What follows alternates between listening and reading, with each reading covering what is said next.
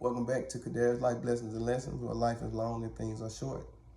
I'm blessed, and how are you? You blessed too. Don't be afraid to say it. It's your life, not the material things.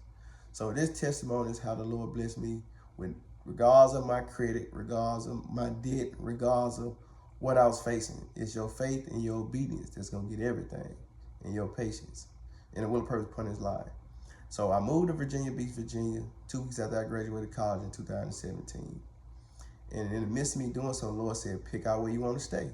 I said, okay, Lord. So I looked up on Google. I pulled up apartments in Virginia Beach, Virginia.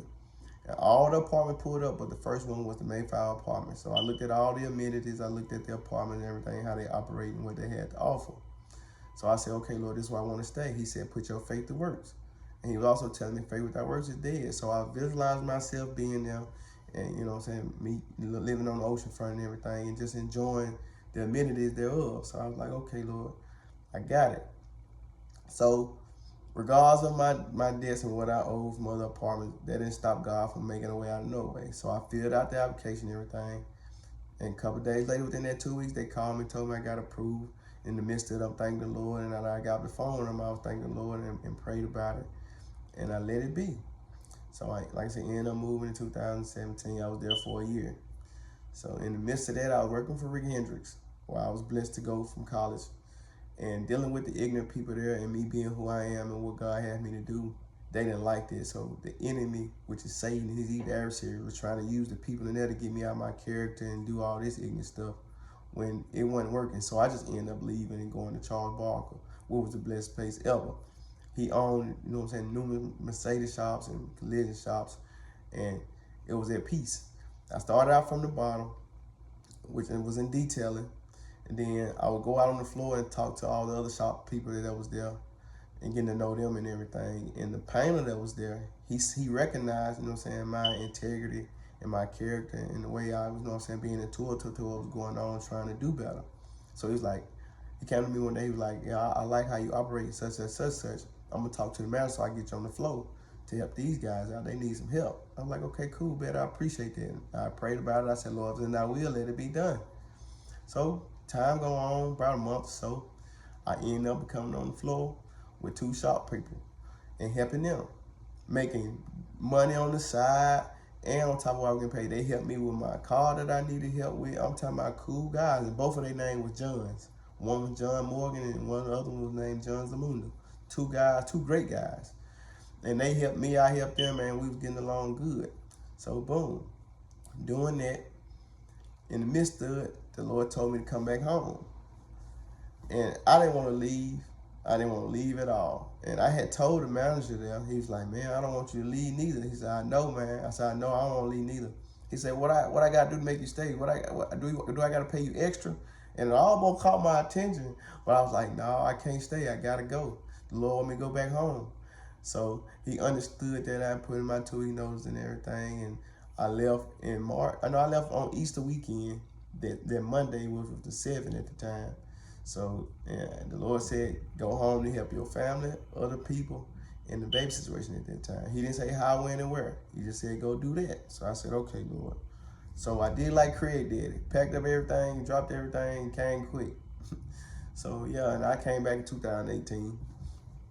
So when I got back home, I was looking for a job. I was blessed to work back at Amazon. And then I ended up being blessed with the Camaro that I seen. And then I would end up blessed to get the apartment. So when I got the apartment, you know how they say when you get evicted or you leave without notice and this, that, and third, it'd be hard to get an apartment. So that's what was going through my mind. But Lord said, no, have faith. I got you. So I was like, okay, Lord. So I went to the building and filled out the application and everything, called Part 1236 or something like that. And the whole time I'm filling out the application, I'm talking to the Lord. I said, oh, Lord, I don't know how are you folk gonna do, but hey, I'm trusting in you, Lord. You said have faith. So I said, I'm talking to him, filling it out. So I gave it to the woman. We sitting there having a conversation. Lord was just telling me to be still, you know what I'm saying, be comfortable, relax, and just talk to her, get to know her, and let her know, you know what I'm saying, what I'm doing in your life. So I'm, you know what I'm saying, doing so. She elaborating and telling me about her. And I told her, you know what I'm saying, what the Lord doing in my life. And she, you know what I'm saying, understood. And she said, I'm going to work with you. I'm going to let you stay here because you seem like a good guy and this, that, and the third. And I see you trying to do better. But nobody but the Lord. So I said, okay, cool, thank you. In the midst of it, I'm thanking the Lord. in my spirit and in my mind and my heart. And I thanked her. And I was there for 4 months. And in the midst of me being in them 4 months, the Lord had me to go out and prophesy to the people that's in the neighborhood, whether they want to listen or not. I was being obedient, because obedience is better than sacrifice. And one day he said, no matter what I take away from you, are you still going to serve me? I said, yes, Lord, with no hesitation. So he took me from Amazon. He took me away from the apartment. He took the car away from me. He told me to go back home. I didn't want to go back home. I was negotiating with the Lord. I'm like, Lord, I don't want to go back to my mom's house. I don't want to go back to my mom's house. But you got to. And I didn't understand why. So I stopped putting up the fight and said, okay. So I ended up leaving, going back to my mom's house. And the whole time I was there, the Lord was preparing me to get in that word and to have that relationship with him and to build up my faith and to crucify my flesh and to understand what he trying to, do in my life. So time goes on. I was there for probably about 3 years. So in the midst of them years, my niece and sister had kids coming over from school that they met, boys and females or whatever they were hanging out with. And the Lord was having me to pay attention to that. That's why he's preparing me to get in that word and to understand he had me to be on a mission. So the whole time these kids coming over there, they was coming over there because the Lord was sending them in the direction to get their attention, because their parents and guardians were praying for them, and they didn't even know it because they was too busy trying to be grown, run the streets, be fast and manage and do everything under the sun, when I was already aware of this, of what I used to do. So I was there, to help encourage them and send them back to the alignment with the Lord. So I talked to every last one of them, and I probably talked to one parent out of the group. And my mom was trying to stop me, but that was just the devil using her trying to get me to stop doing what God got me to do, but that didn't work. So in the midst of that, I was talking to people in the apartment complex too, as well, and the people that was around me.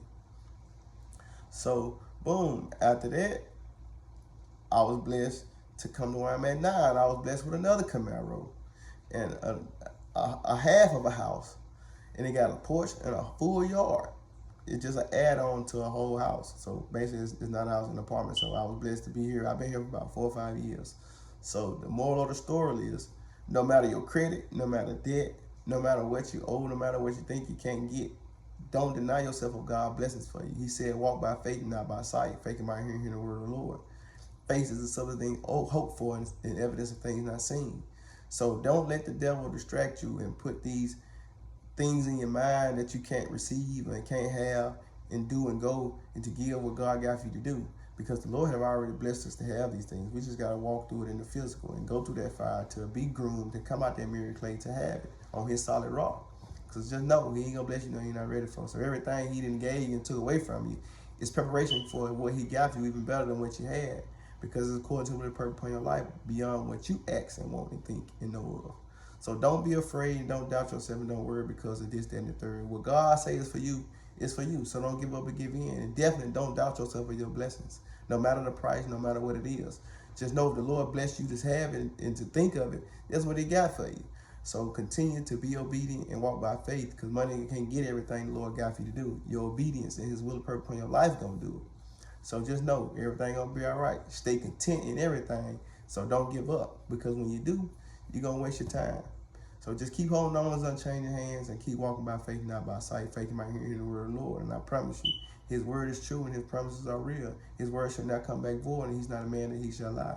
He will provide all your needs according to the riches and glory by Christ Jesus. Just listen and take heed to what he's telling you. Yes, it's going to be uncomfortable, because what God doing in your life is going to be uncomfortable, because it's not used to the flesh. It's of the spirit. So stay in that word, stay content, and wait on Christ each and every day. Everything going to be all right. Peace.